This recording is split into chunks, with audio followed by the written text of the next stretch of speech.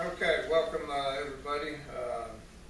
I'm going to start this one by going into some Georgia Southern stuff. I feel like we should be in game week this week. We've been practicing. We got about 18 of them under our belt, and got a plan for what I'm going to do with the guys here for the next 2 weeks. But with that said, because school started last week, we're in our second week of school. It feels like this should be game week, but so I don't have anything else to talk about, so let's talk about Georgia Southern. In all actuality, when we meet with our players here this afternoon at 2:30, we will start immediately going into Georgia Southern to give us 2 weeks of prep time. I felt like that was appropriate based on the challenges that they pose. We have been doing some Georgia Southern stuff over the last probably almost a week, but we'll exclusively go against Georgia Southern here for the next 2 weeks. This will be a quote-unquote mock game week for us. We will have a good Tuesday practice today, and one tomorrow, leading into this weekend where we will travel on Friday. There's going to be probably 8 or 10 guys that will be traveling with us this year that don't know how we travel, so we'll travel on Friday. We'll stay at the hotel. We'll go through in reality exactly what we will be doing on Fridays and Saturday. Come back here Saturday, do a mock game where we go through a lot of situations, and then turn them loose until Sunday night. And then when we get back here Sunday night, it'll be routine for everybody. So, Georgia Southern it is very well coached. They won, as y'all know, lots of FCS national championships, but they should not be. They are not FCS opponent. They've successfully made the transition to 1A in their first year in the Sun Belt. They won it, so that speaks volumes of Willie Fritz and how good of a coach he is, and the tradition and that Georgia Southern possessions. These guys have won a bunch. They got great tradition, and they understand how to win. My job is going to have to get through to our players. They don't have the name recognition of an Alabama, but within our coaching fraternity, they got plenty of name recognition. Myself and the staff understands who they are, what they've accomplished, the talent that's in Georgia. I know. I started coaching there. They know what kind of players they got, know what kind of players they get, and they're used to winning, and they expect to win. They won 9 1A games last year. Should have won 2 more, and barely lost to NC State, barely lost to Georgia Tech. They were winning in both those games, almost won the Georgia Tech game. So good team. Everybody knows they beat Florida 2 years ago, and we know what kind of players that Florida got. So the challenges offensively that they possess, although we all know that they're on their second quarterback. There was plenty of games last year where they were on their second quarterback. The Upshaw kid came in lots of different situations. He's going to be a year older. He's going to understand what to do, and he's going to run that offense every bit as good as what he did last year, more than likely better. The starter that's not playing, we know that's a break for us. He was a great player, but they still got lots of good players around them. If you look at their O-line, they're replacing a lot of guys, but they're replacing them with upperclassmen. That shows what kind of shape that their program is in. When you lose a lot of starters up front and you're replacing them with juniors and seniors, that means they got a lot of guys that understand what to do. The style of ball that they play offensively is not one that new guys can come in and pick up and play right away. So they've got a lot of guys that understand what to do. Their running back, the Breida kid, is probably as good as anybody that we'll face all year. He's got top end speed and get out in the open, and people don't catch him. That's why they led the nation in rushing last year.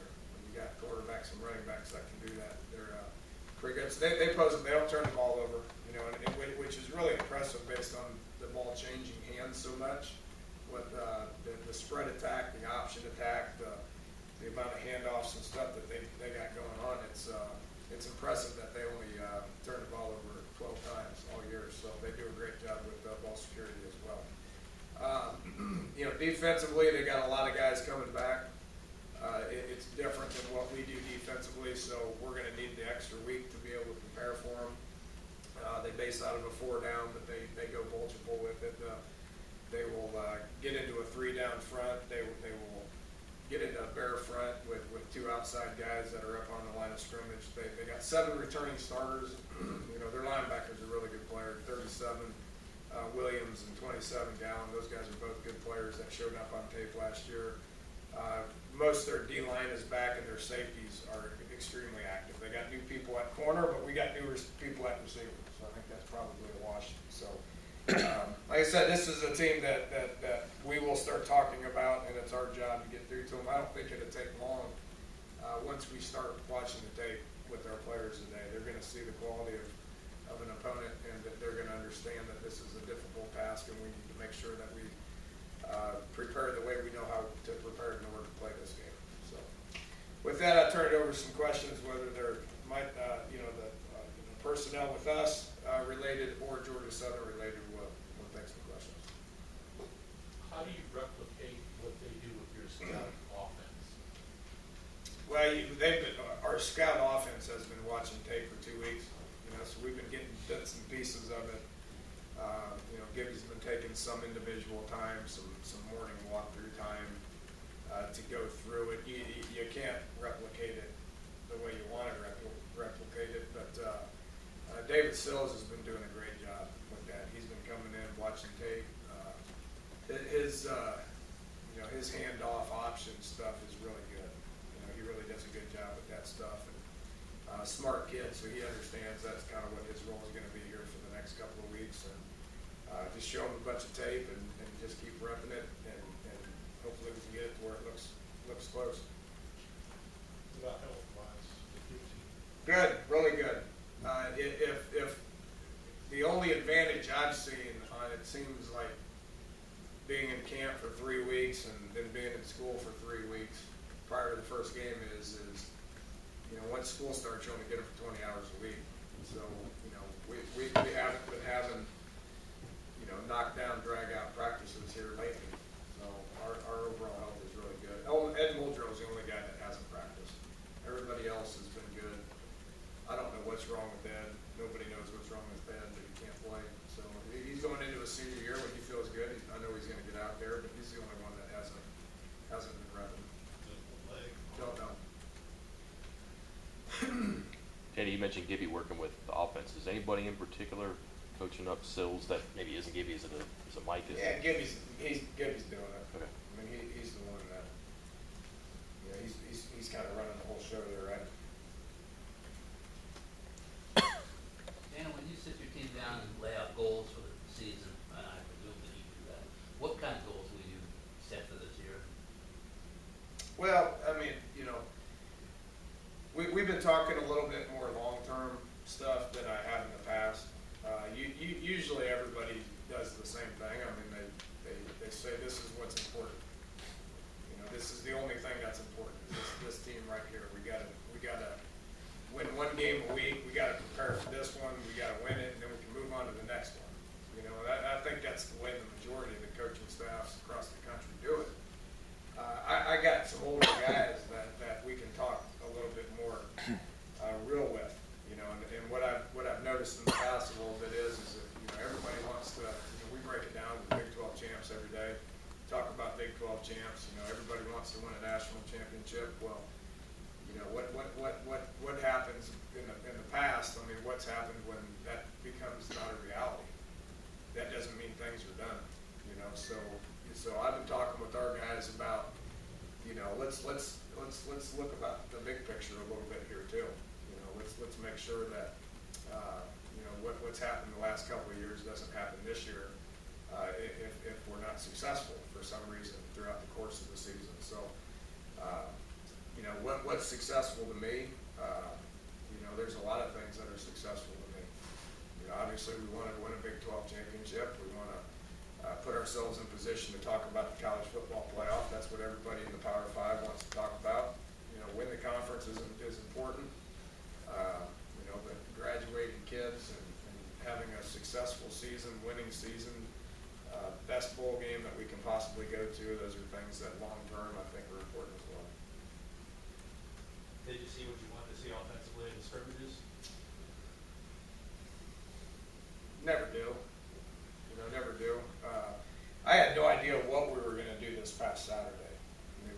we struggled with it as a staff because it was a week of transition from camp to mock week. You know, we had a week, you know, none of us had ever been in this before. In like 20 years of coaching, I've never had 3 weeks of school prior to the first game. So there was a lot of talk, what do we do? You only get them for 20 hours, what do? You hold 3-hour practices and not beat them? Do you lift them? Do you rest them? Do you recover them? Well, we practiced a good bit on Tuesday, Wednesday, Thursday. We got after it pretty good. Rested up a little bit on Friday. And then late Friday night, we had a meeting after practice, and we decided that our top 22 didn't need to play a whole bunch. So we held those guys a good bit on Saturday and practiced the twos and the threes. Never have I been in a place to where we could practice the threes the way that we practiced our threes last Saturday. Those guys got about 50 live reps, you know, which sitting your first team offensive line, practicing with your second, and having a third team understand what to do. I've never been anywhere where we could do that. So from that standpoint, I like what we got. It didn't look the way we wanted it to from some of the key backups. It never does. But we did get a bunch of reps that we can really evaluate, and hopefully that'll pay off in the future. Does that help you figure out the twos and the threes on the depth chart as far as where to take ball behind ones? Should, you know, and for the majority of the positions, we know who our twos are. You know, there's still some positions out there that we don't. And, you know, we told the team Saturday after practice we did this because we need, you know, we know who the top 22 are, which, you know, the top 22 may be a starter, may not be a starter, but, you know, the other, you know, we play about 55, 56 in the game. So how important is that number 50 guy that's running down on kickoff or, you know, on punt return? Well, it's pretty important. Or if the starter goes out, the next guy goes in, or even the third team guy's got to go in there and play a little bit. You got to play. Those guys got to play at a high level if you want to win. So those guys got to keep getting better. What would you say is Skylar Howard's best quality right now? Competitive. Got a chip on his shoulder. Is tired of hearing about how he's not big enough, or how he's not fast enough, or how he's not good enough. So he wakes up every day competing with himself and doing what he's got to do to make all that go away, whether they ever will or not. You know, he's going to wake up and he's going to work hard and be focused on what he's responsible for. And I've been happy with what he's done. Dana, that the mock week you talked about, is that something you've always done, or when did you start doing it to the point where you simulate everything? Not last year or 2 years ago to this extent. You know, I think everybody kind of simulates it a little bit, but to the extent of doing everything, I believe it was last year. I don't want to remember anything that happened 2 years ago, so we'll go with last year. How would you say that Jared Barber's looking physically after these last few weeks of camp? Good. He's been good. That's a position where we've been able to play a lot of people. You know, whether it's Al Benton going in or Justin Art going in at that middle linebacker spot. We bumped Kwiatkowski in there some. So we got a lot of people. So he hasn't had to take, you know, the maximum amount of reps every single day. So he's in a good place right now. It's going to be his first live game in about over a year. What are you going to be looking to see from him, George Sutton? Same thing I've seen out of Jared since the Orange Bowl, or since his freshman year. He's played a lot of ball around here. This isn't the first time somebody had a knee injury. It's part of the game. You know, most very high percentage of guys come back and they're even stronger than they were before. So he's practiced a lot since that happened, and is without a doubt our smartest football player, and you know, probably our most physical football player as well. So he looks better than he ever has. You're going against Georgia Southern, you mentioned it. What they present, how do you think your defensive scheme matches up with what they bring? I think good. I think good. You know, we're a perimeter-oriented defense, and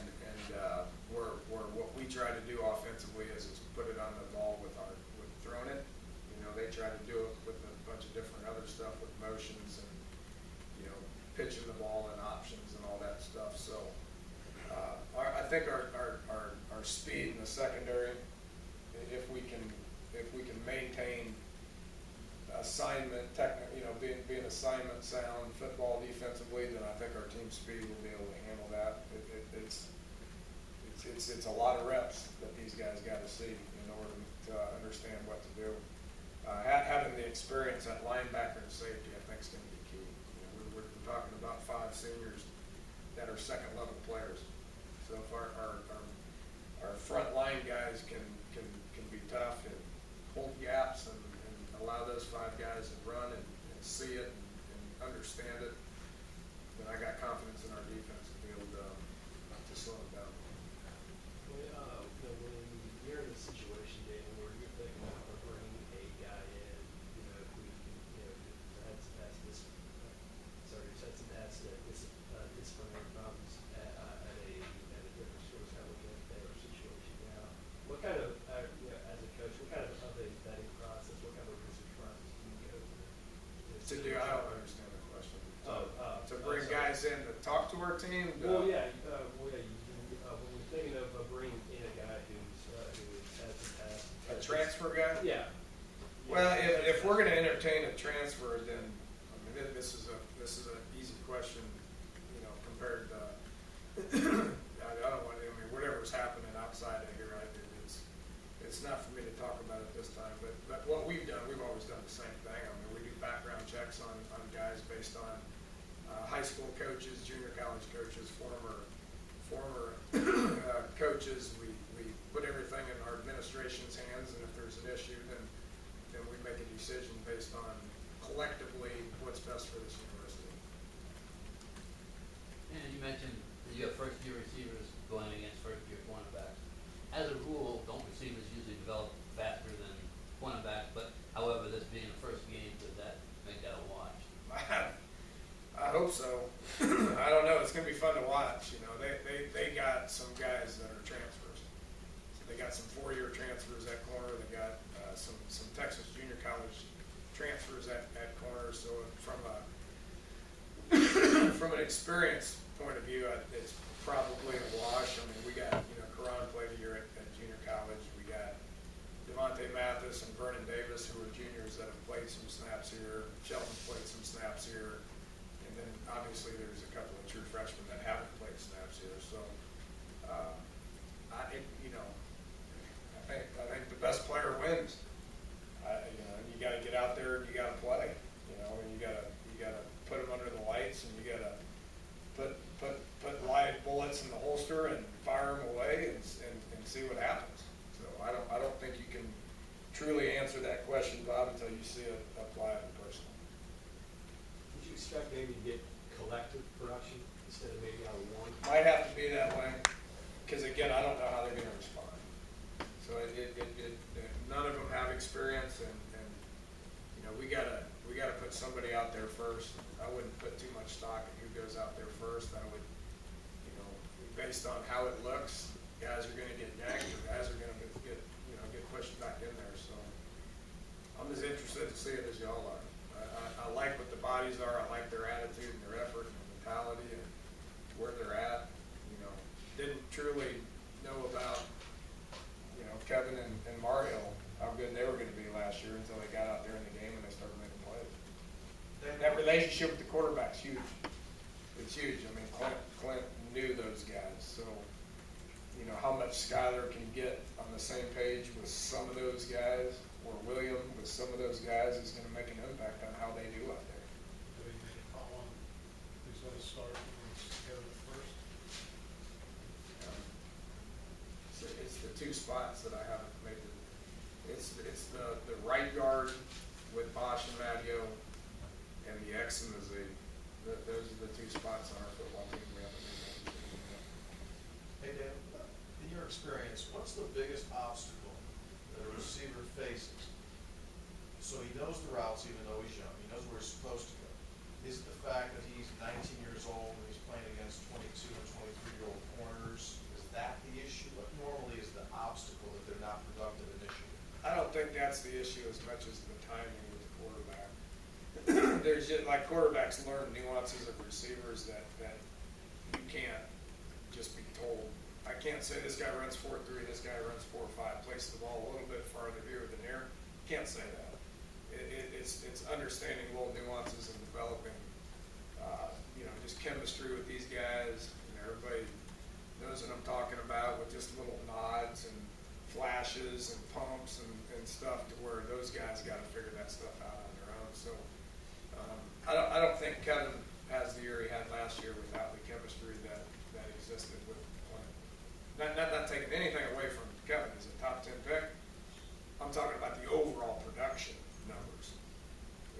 Everybody sees guys that get drafted in the second round, third round, fourth round that don't have big numbers because the chemistry probably just wasn't there with the quarterback. So we get that. The good news is that exists right now with Skyler and DeKeel and Jordan Thompson and Wendell Smallwood.